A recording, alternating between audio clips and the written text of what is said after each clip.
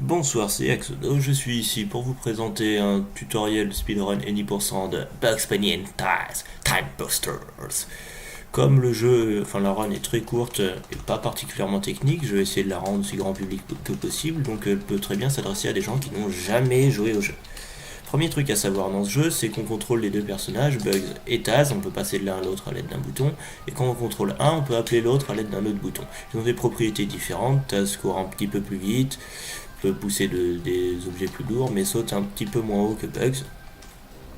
Bugs peut marcher discrètement et faire l'hélico avec ses cheveux comme Rayman, même touche, et peut aussi faire des plongeons. Alors il y a deux types de plongeons, il y a le plongeon long comme j'ai fait, le plongeon court. Le plongeon court arrive lorsque vous appuyez sur la touche de plongeon, qui est la touche action, pendant la phase ascendante du saut, et le plongeon long, pendant la phase descendante. Donc Bugs fait un deuxième petit saut, ce qui vous permet d'aller plus haut et plus loin. Alors dans ce jeu, on est ici dans la zone tutoriel où on apprend les commandes, puis on doit parcourir 4 mondes, la zone aztèque qui est là-bas, la zone viking là-bas, la zone mille et une nuits qui est ici, et la dernière, la zone transylvanienne. Mais parce que c'est un petit peu long, on va aller directement à la dernière zone. Pour ça, on va faire comment? Eh bien, on va aller out of moon en passant à travers ce mur à l'aide d'un plongeon long. Donc, on saute et on appuie sur le bouton de plongeon après, pendant la phase descendante. Ça me permet d'aller out of moon et de faire un spawn warp. Et qu'est-ce qu'un spawn warp? Un spawn warp, c'est ce que je viens de faire quand on est out of moon. On peut en général tomber au fond de la map, et quand c'est le cas, le jeu nous ramène automatiquement au lieu de spawn. Je vais vous le remontrer. Hop. Et là, vous vous dites, d'accord, à quoi ça sert? Eh bien, si jamais, quand on atteint le fond de la map, on est en train de faire l'hélico, on vient pas au lieu de spawn, on vient tout en haut de la map, et donc on peut aller un peu où on veut. Et donc là, on peut donc accéder à la zone transylvanienne, la dernière, qui se trouve au niveau de ces deux poteaux.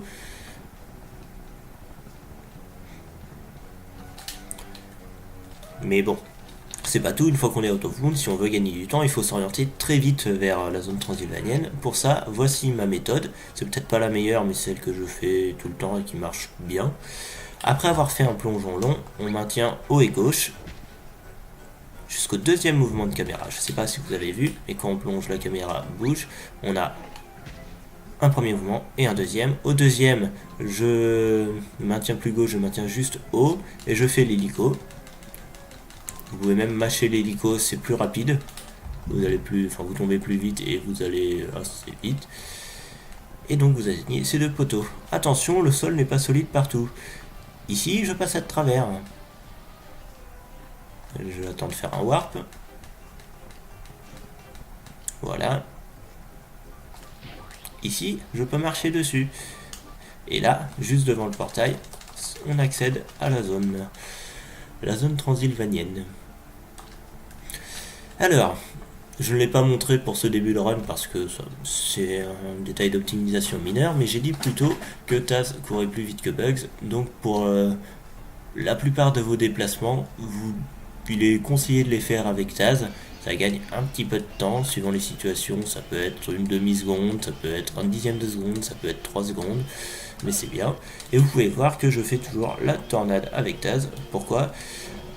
Eh ben, on pense que c'est plus rapide, on n'a pas de preuves, mais on le fait. Par contre, si vous le faites, ne mâchez pas la tornade, faites une après l'autre, genre tap, tap, tap, tap, tap, parce que si jamais vous appuyez sur le bouton quand Taz est en train de juste à la sortie d'une tornade, au mauvais moment, ça vous arrête dans votre course, comme ça. Et c'est pas du tout ce qu'on veut. Donc vous allez de ce côté, on va tenter d'accéder au château du boss final, de façon totalement pas prévue. Pour ça, une fois que vous êtes là, vous appelez Bugs, comme il saute plus haut, ça nous permet de passer plus rapidement ces sauts. Et on va essayer de passer à travers cette grille. Pour ça, comment on fait? On appelle Taz, on prend même Taz, on se colle à la grille, on essaie d'être bien perpendiculaire, on fait demi-tour et on fait un petit pas.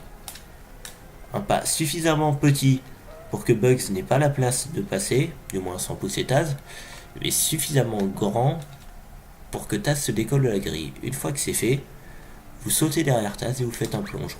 Si vous avez réussi, Bugs va passer de l'autre côté de la grille. C'est sûrement le truc le plus dur de cette run Any%, donc n'hésitez pas à vous entraîner.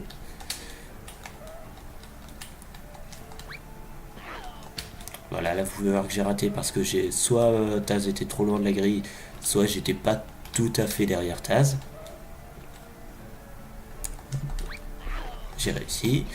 L'avantage c'est que quand on arrive d'ici, ce qui est en général le cas, on est déjà perpendiculaire à la grille, donc vous pouvez déjà arrêter Bugs, appeler Taz, et vous êtes en général bien placé. Petit recentrage de caméra qu'on fait en orientant les deux boutons de caméra, enfin en appuyant sur les deux boutons pour orienter la caméra, et vous y allez. Plutôt que d'attendre cette animation où Bugs se relève, ce que vous pouvez faire,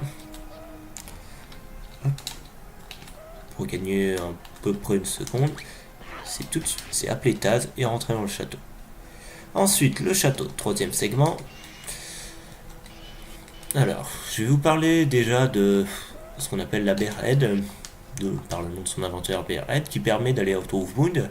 On est censé passer ces portes. Alors, on a un mécanisme activé ici pour ouvrir la grille, activer un autre mécanisme, enfin bon.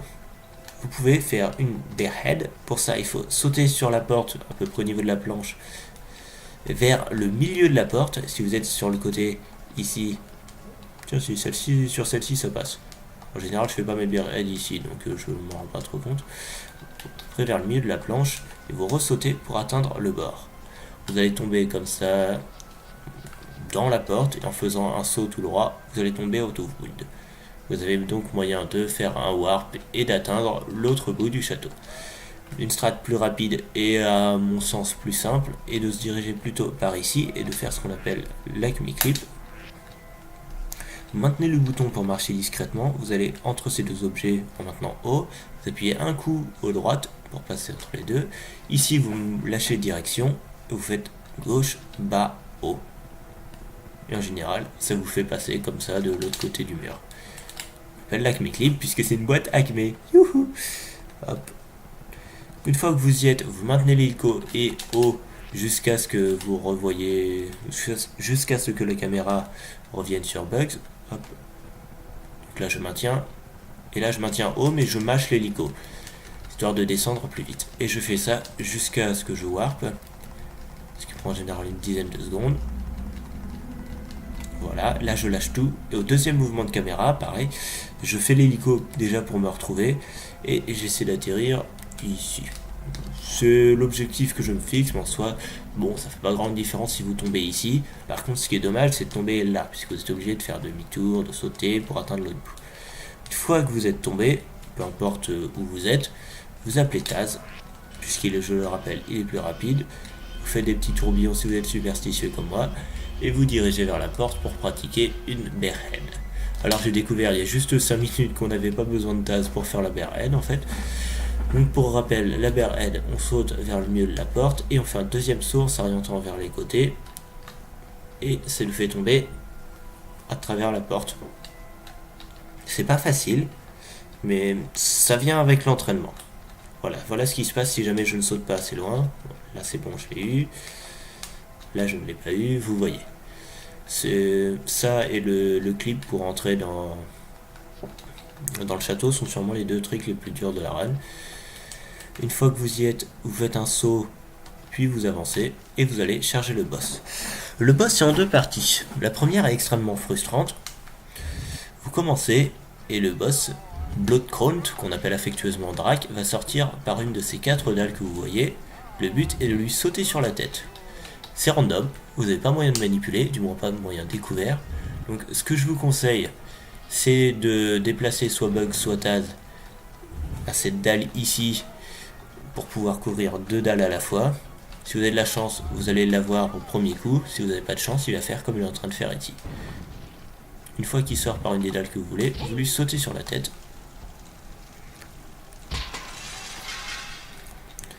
Et ensuite, on arrive à la deuxième phase, vous appelez Taz et vous sautez sur sa tête avec Bugs. Vous rappelez Taz, vous en prenez le contrôle pour bouger ces statues, ne peuvent être déplacées que par Taz. Il y a 4 statues. Mais au bout de la deuxième, Drake revient vous embêter. Il vous attaque, tout ça. Et si vous collez à la fenêtre, il va vous empêcher de passer. 2 choses. Soit Une fois que vous êtes collé à la fenêtre, vous reculez un peu, puis vous revenez et vous sautez avant qu'ils reviennent, ce que j'ai fait ici. Soit autre chose que je... C'est pas possible. Ça fait 2 fois. Alors là, ce que je viens d'illustrer, c'est qu'il ne faut surtout pas pousser la statue quand Drake est devant. Sinon, bah, il peut vous bloquer la statue et c'est foutu, tout simplement. Du coup, là, je vais retourner le voir. Désolé pour ce petit contretemps, ça me permet de vous rappeler la route. Bon, après, je vous dis ça, mais en général, si jamais vous... Quand vous êtes en run et que vous attendez pas pour expliquer dans un tutoriel commenté, Drake est en général pas devant la statue. Donc ça devrait passer. En général. Hop. Un petit tac clip. Donc je maintenais l'hélico. Une fois que je me vois, je mâche l'hélico. Quand il y a un warp, je lâche tout. Deuxième mouvement de caméra, je refais l'hélico pour voir où je suis. Je tombe ici, j'avance avec Taz parce qu'il est plus rapide.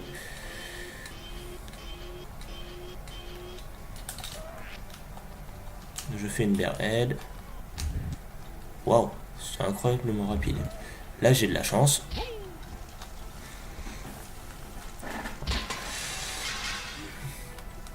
Donc, vous rebondissez sur sa tête comme ça.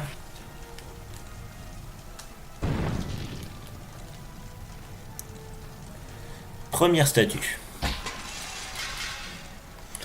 Je disais donc, si vous collez, quand vous collez à la fenêtre, Drake arrive pour vous empêcher de passer. Vous pouvez donc reculer pour le faire partir et sauter avant qu'il revienne. Hop. Bon, c'est bon, cette fois il l'a poussé au lieu de l'arrêter. Deuxième statue. Ah, des fois Drake vous fonce dessus comme ça. Si vous relâchez le bouton pour pousser la statue, vous avez moins de chances d'être expulsé. Là, Taz est presque mort, c'est bien, ça va me permettre de vous montrer ce qui se passe quand on meurt. Quand on meurt, on prend le contrôle du deuxième personnage. Enfin, quand un personnage meurt, on prend le contrôle du deuxième et son pote se trouve dans un carton qu'on peut délivrer et pouf, il regagne sa vie. C'est quand même bien fait. Enfin, si vous ne voulez pas... Si vous ne voulez pas que Drake vienne vous empêche de passer, ce que vous pouvez faire, c'est arrêter Taz à peu près par ici, à l'avant-dernier carreau. Comme vous ne collez pas la fenêtre, Drake ne va pas venir, ça devient... Ok, je suis un petit peu trop près de la fenêtre. Non, là, hop, voilà. Comme vous ne collez pas la fenêtre, Drake va pas venir, mais c'est... Ça c'était méchant. C'est un petit peu plus difficile d'atteindre le rebord. Donc une fois que c'est fait, vous poussez la statue. Et la strat la plus rapide ne consiste pas à avoir Bugs qui saute sur la tête de Taz, mais l'inverse. Mais là c'est pas automatique, faut bien se mettre sur la tête de Taz puis ressauter. C'est un petit peu plus dur, ça peut valoir le coup, c'est à vous de voir. C'est un gain de temps vraiment mineur. Ça, en fait, ça évite l'appel tout simplement de Taz une fois qu'on est en haut. Après, vous poussez la dernière statue et c'est terminé. Vous avez fini le jeu. C'est assez rapide. Je vais vous refaire une petite run pour faire un récapitulatif et vous montrer quoi ça ressemble en temps réel. Si on a de la chance, qui sait, je vais peut-être battre le record du monde qui est de 2,56 700 je crois, un truc du genre.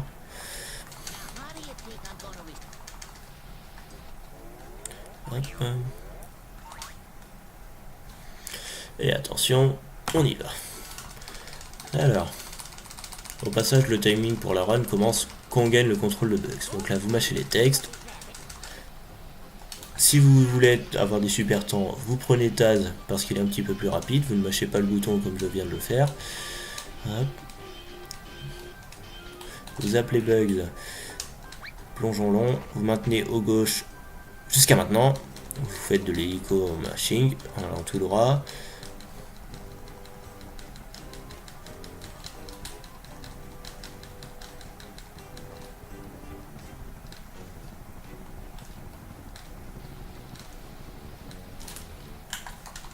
Hop, c'est bien. Alors j'ai pour habitude, vous mâchez ici, vous prenez Taz.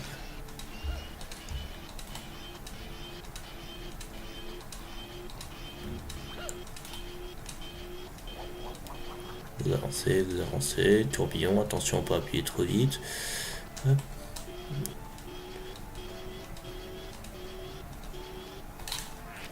Vous appelez Bugs pour ses sauts. Vous arrêtez, vous appelez Taz. Hop. Un petit pas.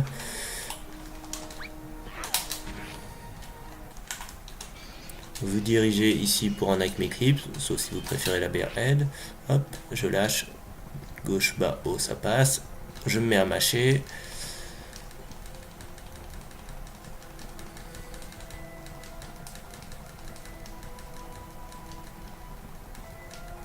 Vous lâchez tout.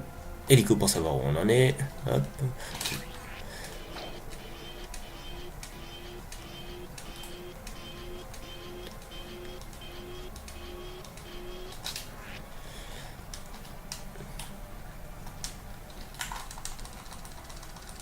C'est vrai que c'est plus rapide, c'est bien comme découverte.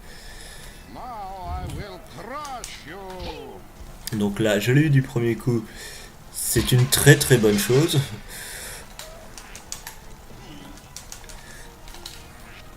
On est bien ce drone. Allez, je vais même tenter de sauter sur la tête de Bugs.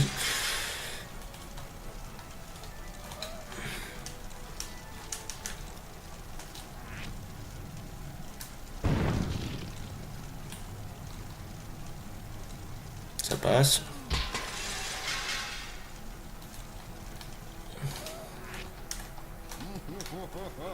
Et merde, c'est foutu. Pas foutu, je me comprends.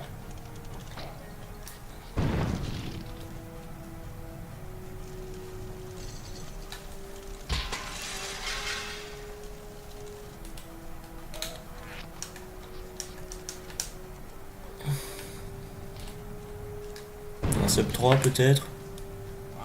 Et bah non. Et bah c'était quand même une très bonne run de démo.